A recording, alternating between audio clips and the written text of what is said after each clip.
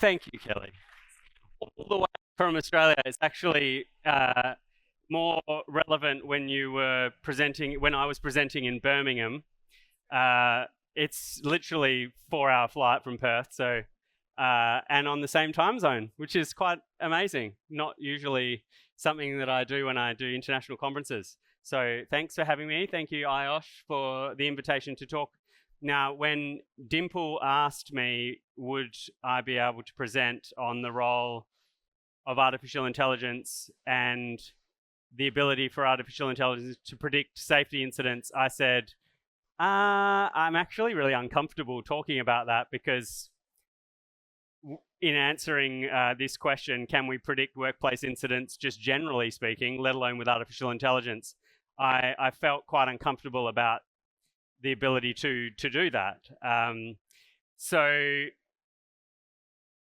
I reflected, and interestingly, what's been happening in the world that I work in is many of the senior leaders in organizations, for the clients that I work with, are asking their health and safety leaders, we have thousands and thousands of data points around health and safety. We've been capturing incidents, observations, inspections. We've been capturing tens of thousands of records around this intelligence from the field. Surely now with artificial intelligence, we can get really meaningful insight and potentially try and predict incidents. Surely that's something that we can do. So it's been a very strong message from senior leaders now with artificial intelligence to try and see whether or not that's possible. So it's a fair question, and I decided, why not, let's give it a go and see from all of the different insights that I've been gaining from around clients that I work with. Someone's having an interesting time over there with a big banging. Maybe we need to go and help them instead. So in answering this question, can we? Do people in the room believe that we can predict workplace incidents? Show of hands. Well, what about if we have artificial intelligence? Can we now predict incidents? Does anyone believe that artificial intelligence can predict workplace health and safety incidents? Does anyone in the room believe that? There are some few believers in the room. I want to invest in your mindset because I'm curious to find out why you think. But it's not an unreasonable question for leaders to ask whether artificial intelligence can predict, or whether we can even have this concept of predictive safety. So the concept of predictive safety being that we can understand potentially what are the ingredients for the next incident that on our in our operational footprint. Now, it's not unreasonable for that question to be asked. Things. Have I lost my mic? You want to go? You good? I've got my eye on you. You good? All right. It's not an unreasonable question for senior leaders to ask because we have been applying prediction to certain other aspects of our operation, in particular, predictive maintenance. So I do a lot of work in mining, and predictive maintenance mining and oil and gas has been around for a long time. Lots of different sensor technologies to be able to give us intelligence. All right. Thank you very much. I'll be here all night. There's plenty of time. So predictive maintenance, we know strain. We know that in the testing of the rubber conveyor belt and the rollers, we know how many revolutions per minute. We know the temperature for the optimal conditions. We know if there's additional vibration. We know the likelihood of failure. And then what we do is we know that after a certain number of revolutions per minute or a certain amount of strain, things will break. So prior to that threshold limit happening, we do preventative maintenance. And we go ahead and we prevent the incident from occurring, the catastrophic failure akin to a fatality, but in a machinery sense from happening. So predictive maintenance has been happening. We can do prediction on certain things, but can we do that in safety? Well, the difference between trying to predict a serious injury or fatality versus equipment failure they're quite different. So physics-based causation models, we have a lot of data to tell us around strain and around material science and around temperature impact and vibration impact on something like a conveyor system.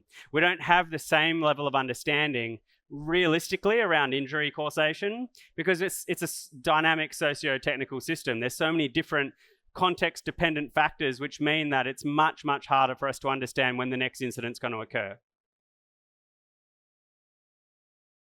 So in answer to the question, can we predict workplace incidents? I don't think we really can, but it doesn't mean that we can't predict some of the conditions that are surrounding an incident and the contextual environment that we have to determine whether or not maybe we're going to be in a heightened level of risk for an incident to occur.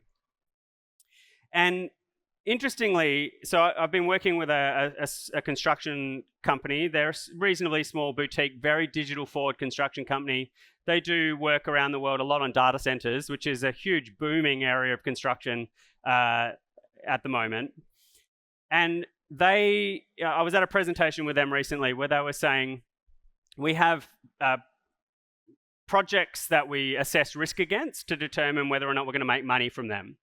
And construction is a very low margin industry. So if a construction project is a high risk construction project, then they need to understand that. And they basically have a green and a red light indicator. Is it a high risk project?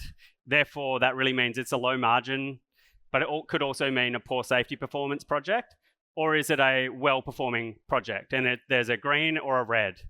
And what they were doing is they were basically tracking, and it was going really good, really good, really good, green, green, green, and then red.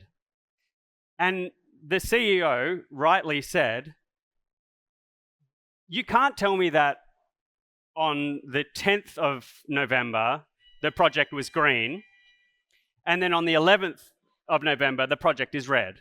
There has to be some level of intelligence that we can get to understand predictive indicators to say that perhaps we're moving into an area where we're likely to start going red. And when they started mapping out some of the different factors, so things like the availability of concrete or the number of, whether they were near a school zone and if they were trying to get deliveries in a school zone, that was a high risk project because it meant the council meant that they couldn't get deliveries on time. Or it might have been that there were a certain number of days in the calendar month with predicted rain, which meant that they couldn't do things. And they could start to get a sense on whether or not this project was going to start drifting and be more in that zone of we're now going to be transitioning into a red project, into a poor performing project or a high risk project.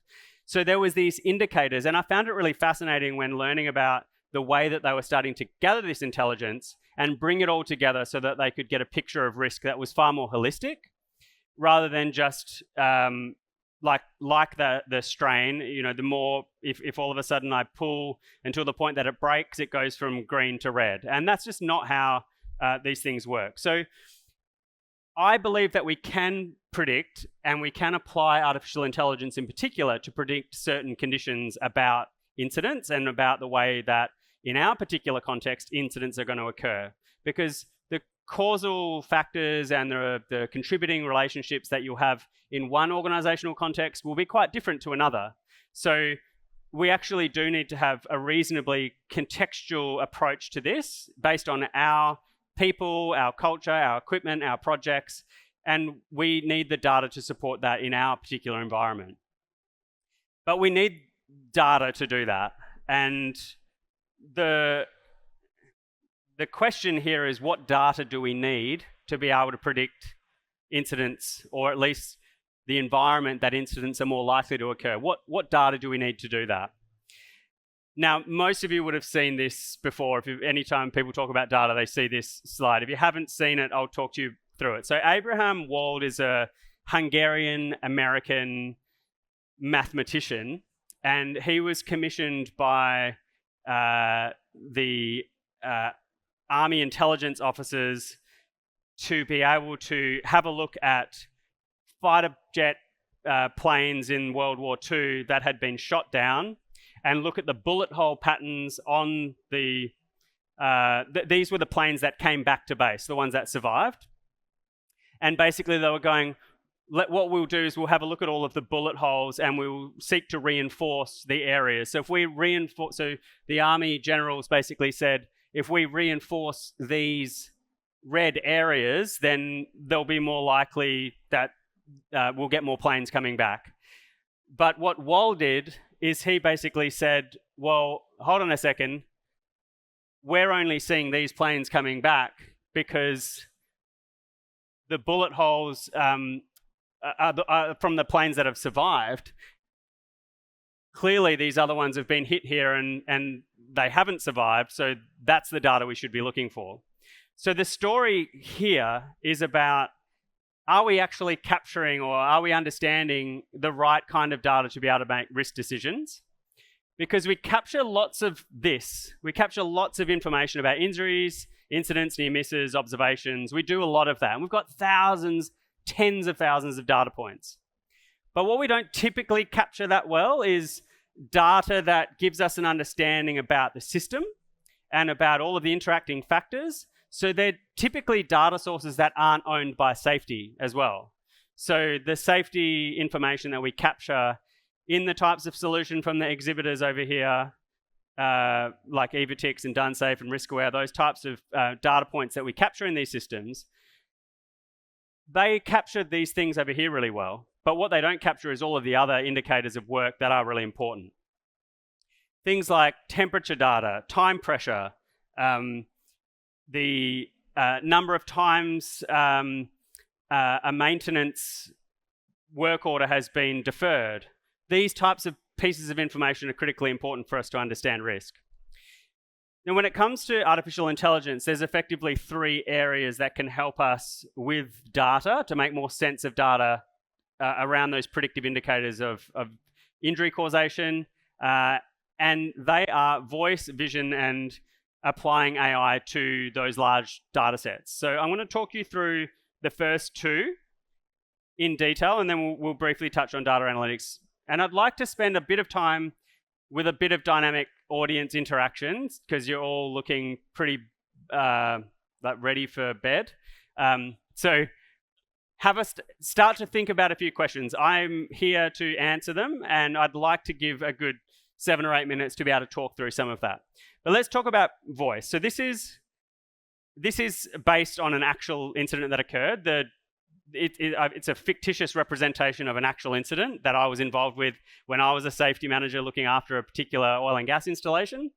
So, and just recreated so that it's not directly that person. So when I went back and had a look historically at the incident record that was in the database, it was basically this: slip on the north walkway resulting in an ankle injury, occurred at a particular date and time, and that's what it was entered into the system. And there was a brief description. The cleaner, the janitor, slipped on the walkway while packing away equipment, left ankle pain, went to the nurse, provided first aid. And in this particular facility, oil and gas installation, process safety related events, critically important. This was not long after some of the major catastrophic events that had occurred in the Gulf of Mexico, as well as BP Texas City hadn't happened that much, 10 years I think it was. So these types of events, we were focused on critical process safety related events, multiple fatality events. So slips and trips were considered a little bit fair play, move on, let's not do too much investigation in relation to that. Now, if you voice record an interaction using natural language processing, you can start to extract a phenomenal amount of information beyond typing in a little incident record into a database. So when you use voice, 90 seconds of voice recording, just describing what happened. And the average voice, typical like American voice is about 161 words per minute. Aussies, I'm much faster than that, as you can probably tell. And in 90 seconds, you've got about 227 words from just talking. You never had to type anything, you just talked. And then there's speech to text. Maybe there's going to be some spelling errors and those kind of things. But then what you can do is you can apply natural language processing, summarization, and start to use some advanced analytics to start grouping and identifying some of the causal factors. Now, from that 27-word administrative entry, first of all, the time that was captured, the 9:20 in the morning was captured, was actually the time that they entered it into the system, not the time the incident actually occurred. And there were very limited information about causal factors, organizational context, and effectively zero predictive value. In the voice captured narrative, just having a conversation, tell me what happened on the day, talk me through it. 90 seconds, 227 words, and I think there was actually more about 14 distinct contributing factors that occurred, and far more understanding. Now, that particular worker didn't have to do much more than just say what happened. And that's the power that we're starting to see now with voice as a signal to be able to interact with our systems. And there's many other, we're talking about prediction here, but there's many other reasons why voice interaction is a really interesting concept. Because we can do things like sentiment analysis, we can do a lot more around leadership conversations and interactions using voice management, using natural language processing and artificial intelligence. But the types of things that came out of just putting some analysis, a bit of a thematic analysis across a simple voice-to-text debrief, is we identified all of these things that came out of the interaction out of that voice file. So when you start looking at these types of things and going, well, imagine if we were capturing a leading indicator around time pressure, about rotation. So this was a 28-28 roster. This person was on the 28th day of their roster. So when you're starting your pre-job briefings or you're about to go into a high-risk activity and you know I'm on the 28th day of the roster, it's 5:20 in the morning, the maintenance supervisor isn't on shift, there's a brand new contractor that's been on site, all of those indicators, if we were capturing that data and we were using that data to inform ourselves about the daily activities, maybe we would be in a better position to be able to predict what's going on. I think there's opportunity to be able to have a look at the types of incidents that do occur in our organizations. And if you go look back at the data of those types of incidents and observations and hazards, you often find the one-line category. And there's not a lot of insight that we can actually take from this. Now, clearly, for far larger events that occur, we do have incident investigations, which will go into a lot more detail. A lot of these things are clearly biased. So a lot of our historical data is very biased. It's not very rich in context, and it is very misleading when we try and apply advanced analytics on top of that. So there's a bit of a call to action to go, what kind of data do we need in our organization to be able to understand causal factors for incidents? And these are types of things. Incident maintenance backlog. What is the environmental conditions of the day going to be? Is it likely to be really hot and humid? Is there going to be a thunderstorm? All of these kind of things we need to understand in better detail and to be able to use those for prediction. Because this is an AI generated image just based on taking that and putting it into Gemini Nano Banana and saying, create me an image for my conference presentation. So clearly it's going to have random words and things that don't make sense because these image generation engines are still in their infancy. But imagine having an electrical, having some kind of dashboard indicator that gives us an understanding in real time how many of the walkways are clear, how many permits are interacting right now, what are the environmental conditions for this afternoon, how many people are new on the job today, how many contractors have we got today versus the supervisor ratio of new contractors, when was the last time the contract owner came on site with that contractor. All of these types of left field kind of indicators that we know we probably need a sense of and what we expect leaders to understand, but can we provide a little bit more data intelligence for people in these kind of environments that may give us a better potential for prediction? Now, acknowledging that it's impossible for a human to be able to crunch all of this in their own brains, which is why artificial intelligence does have a role to play. So we've talked about the power of voice, of providing more contextual information, far more insight for things like incident descriptions and understanding of work. If you can think about a daily debrief or a daily pre-start, just talk about the jobs, talk about all the things that are going to be going on for the day, and let the artificial intelligence solutions provide indicators of potential risk from things that have happened in the past.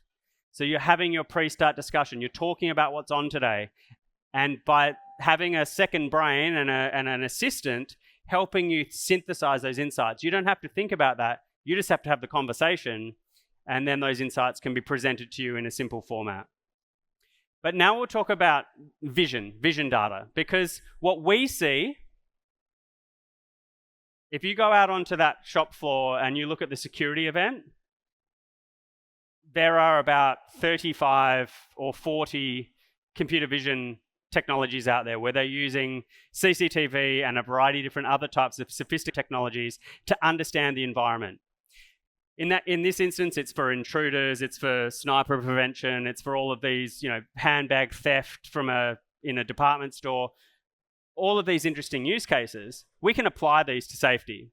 We can easily apply that to understanding walkway intrusion and dynamic interaction between people and plant. Now, the beauty of a camera is it sees everything, and it sees everything equally.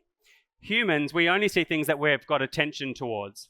So these camera technologies, as though they're not meant to be a fail-safe, they are absolutely there to help augment our decision-making and see things that we're not paying attention to, rightly so, because we need to be having human interactions and letting machines take over things that we're not meant to be doing because we need to be having a very human connection. So I don't have any affiliation with any of the providers that I talk about on here. I'm just providing their logo because they were kind enough to give me the permission to provide their images, because I don't have a computer vision technology myself. But these types of computer vision technologies are available to look at the workplace and provide some of these leading indicators. Now remember, we need to be the ones that decide what is the problem we're trying to solve. And then we go to those vendors and we say, let's architect a solution to help solve our problem in our context. So with voice, there's vision, and then data analytics. Now, this is how, for those of you that are interested in understanding, this is what it looks like from when you're working with a data team inside an organization. This is what the modern artificial intelligence solution suite looks like. So this might go over your head if you're not a data-driven person. This is an example, again, of a product. This is called Glean. I'm not recommending it. I'm just using it as an example. So what happens in an organization is you have all your data sources. You'll have SAP for work order management, Workday for your time off, and there'll be invoices and receipts, and Dropbox will have your photography in there, and there'll be Miro boards for collaboration, and Teams channels, and Outlook emails, and SharePoints. Now, for something as simple as an Outlook email, if I run it through a data layer and have a look at, I can determine if I work in a construction industry and there's 12 projects, I can do email analytics to determine whether or not Project X has communicated lessons learned with Project Y based on email analytics. There's so many different things you can do when you architect your data in such a way to glean these insights. So this particular solution, and many organizations are doing similar things, is they have all of the sources that give us information. They can be sensors, they can be emails, they can be Word docs, they can be PDFs, they can be voice files, photos, videos, all those things. And they are secured, and then they are ingested through a secure layer into an enterprise sort of warehouse or a data lake where all of this information finds itself. And it needs to be structured, it needs to be clean and secure. And once it's there, you can then run enterprise search. So you can ask questions across the multiple data sets, and they're all referentially they're referenced to each other. So how many times have I emailed this particular person on this particular project who has this particular type of working at heights training? You could ask all of these weird and interesting questions. And a lot of people ask me, well, what insights can I get from my data? I then say, well, what problems are you trying to solve? And this is the bit where a lot of health and safety professionals get stuck. They don't know how to answer that question. I want to prevent working at heights fatalities. Okay, well, what does that mean? I need to then know a lot of these different questions to be able to answer that. And these types of architectures allow us to start doing that. So you ingest the enterprise data, you then have a layer that basically connects it all together. You can run natural language queries across, and then you can start running what we call agents, which is you can start having workflows occur for you on behalf of, if I want to basically execute a workflow, I can train an artificial intelligence solution to do it for me. From a computer vision standpoint, and this is a German solution, a company called Centix, it shows you that when you work with something like vision data, you'll be taking all of the cameras and all of the sensors, and you can start training on other types of data, and you'll have typically a server that sits in your work environment, and then you'll start creating a dashboard to help connect with other parts of data and surface you insight just before you're about to do a task. So in answer to the question, can artificial intelligence help us to predict incidents? The answer is quite complex. So first of all, can we predict incidents in general? I think when humans are involved, and humans are so unpredictable, and there's so many different socio-technical reasons why incidents occur, that it is a very, very challenging task to predict when the next fatality in an organization is going to occur. However, we know that if you have things like time pressure, that you have more goal conflict. And therefore, if you've got goal conflict, of course, there's going to be trade-offs. And if those trade-offs are safety, then yes, we're in a heightened state. If you have primed someone with a leadership message that we're running behind and we're running out of budget, the psychosocial impact on that for a human worker is going to be that they feel less likely to talk about things, less likely to stop the job. We know these kind of things in safety science. So thinking about all the different indicators that we could understand, and if we could surface those insights in a more delightful, more usable way, maybe we could go some way to put ourselves in a better position to be able to mitigate or understand at least that we're in a heightened state of risk. Now, there are organizations I work with that do this, but it then comes down to culture and leadership, because you can have as much data as you like to surface insights. I can tell you that today's a really risky day, and that based on things like, if I'm going to drive a vehicle in Australia, in a regional Australian environment, in the bushland, at around about 5:30 p.m, when the sun's setting, there's pretty high likelihood that you're going to interact with a kangaroo. That's the fact. Now, I can know that. I can have that heightened level of risk and still drive at that time, and I have, and I do. And that's what happens in organizations when we still surface up the data. They still make decisions, and they still have those trade-offs to be able to then go and do with that information what they have. So just because we can doesn't mean it's then going to start we can actually get data overload.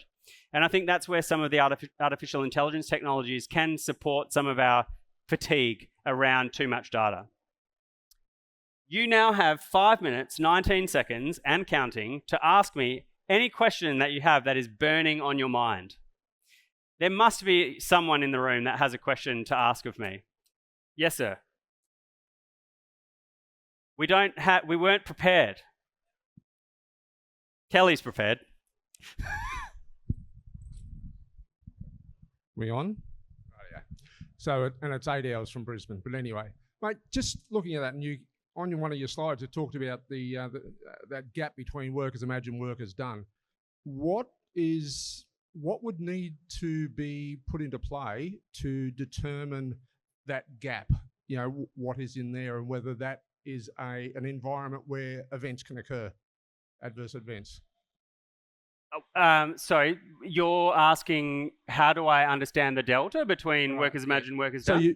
you've got your policies and procedures that everyone writes up, and then you've got the actual work that gets done. So that gap in between, compliance safety and operational safety.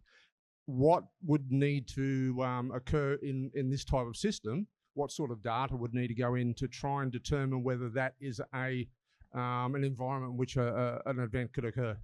So I hope I'm going to be able to answer the question elegantly.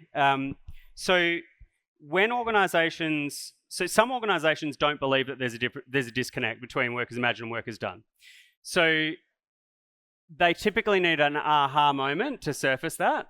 So one of the ways that organisations can get into that aha state is to see it, because a lot of people that create artifacts like safe work instructions and policies and procedures, they may not have the true organizational context and trade-offs and frontline interactions that workers have.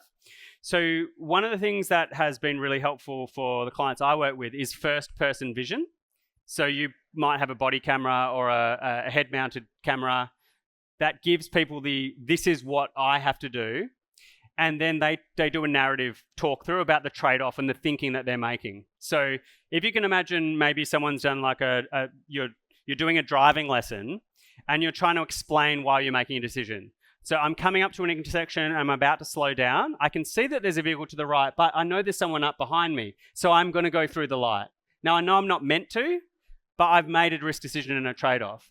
If you can surface the insight from the worker in a meaningful way that makes sense to a senior leadership group or a set of engineers that have come up with the process, they get a really clear understanding of, okay. The second is that there's this mindset shift that has to occur about being seen as a customer service agent for the workforce. So if you work in safety and you create a policy or a procedure, who's it for? Now, with artificial intelligence, you can actually have two answers to that. You can have the same policy that is the master policy that's able to be presented in two different formats but still achieve the same goal. So I can have a policy or a process procedure that is written as our gold standard but displayed for an Indonesian migrant workforce in Bahasa, in pictures. Plus, I can have one that's designed for the regulator. And the one for the engineer, because the engineer wants to see different stuff. Now, the field worker doesn't need to see the engineering stuff or the regulatory stuff, but we've got the one master document that can be served in contextual way. And that's one of the benefits of artificial intelligence technologies as well. Hopefully, I answered the question. We're now down to 1 minute, 28 seconds. Sorry about that. Who's got another question for me? Please don't let me fly all the way to not get a second question. Someone must have one. Go for it. Thank you. So I know you are a coach as well. Like, for safety innovation and also this AI, for aspiring new HSE professionals, what will be your guidance on how we can avoid any pitfall, especially failure in AI, accident, the worst case? So first of all, if you're a new professional, you need to do the hard work to learn about the basics. You have to do the 101. You can't, so the people that should be using artificial intelligence are those that don't think they should be using it because they're about to exit their career. They're the people that should be using it. They're the ones that can use artificial intelligence to codify their tacit knowledge and get it documented and available for the juniors that are coming through. The juniors need to know how to do an incident investigation. They need to know how to have a field leadership conversation. They need critical thinking skills. Do not let your junior professionals use artificial intelligence without those foundations being put in place first and foremost. The educators in the room, those that are in universities, they are just not there. They don't know how to deal with this yet. But absolutely, we need to be only applying these solutions when you have the foundations and the critical thinking to be able to make a reasoned decision. And we have to think about that. Now, so therefore, as a senior leader, that's your role, to mentor, guide, coach. Use the artificial intelligence to help you with all your administrative tasks so that you can focus on those people skills with the junior leaders. So to be a true AI forward and AI native health and safety professional, you have to know that the safety stuff because the AI stuff's actually really easy to learn. Thank you for your time. Thanks, cheers, mate. And actually, I have organized drinks. They're on me.